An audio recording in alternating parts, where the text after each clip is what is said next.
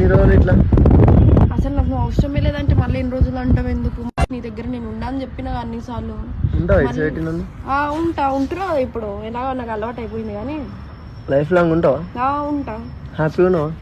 చాలా. నేనైతే హ్యాపీ లేను. చెప్తున్నా కదా నాకు వద్దు, నువ్వు కావాలి. నాకు వద్దని చెప్పిన తర్వాత నువ్వు కావాలంటే ఇంకా నాకు మనసు ఒప్పుతలేదు నీ దగ్గరికి రావాలంటే. నేను ఉండలేను సార్, నన్ను లేకపోతే నానా వీణా అని చెప్పి నన్ను టార్చర్ పెట్టకు. నీ కాలు మొక్కుతా సార్ ప్లీజ్.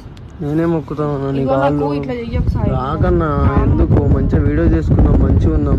నేను చెయ్యా ప్లీజ్ ప్లీజ్ రా. నన్ను ఇట్లా ఎమోషనల్గా వేసి నాకు తెలుసు నువ్వు పైకి తీసుకొచ్చినావంటే నాకు అది ఇది మాట్లాడి ఒప్పిస్తావని తెలుసా. నేను నీ దగ్గరికి కాలు మొక్కుడు అవన్నీ చెయ్యకు సాయి ప్లీజ్.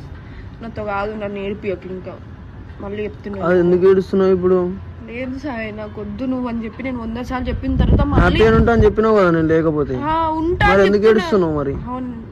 ఏం లేదులే, నీకు అర్థం కాదు నేను ఏడ్చిన. మరి అర్థమైంది కాబట్టి అందరితో ఫోన్లు వేయించుకుంటూ పిలిపించినావు. నేనేం నీకోసం రాలేదు. ఆమె ఎమోషనల్ అయినప్పుడే ఏడ్చినప్పుడే నాకు అర్థమైంది. ఆమె నన్ను అయితే ఇడిచిపెట్టదు నాకు తెలుసు. సో ఇలా కొద్దిగా నాది కూడా తప్పు.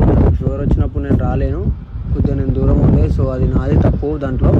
సో ఆమెనైతే నాకు తెలిసి అయితే నన్ను ఇడిచిపెట్టదని 200% నాకు నమ్మకం అవుతుంది.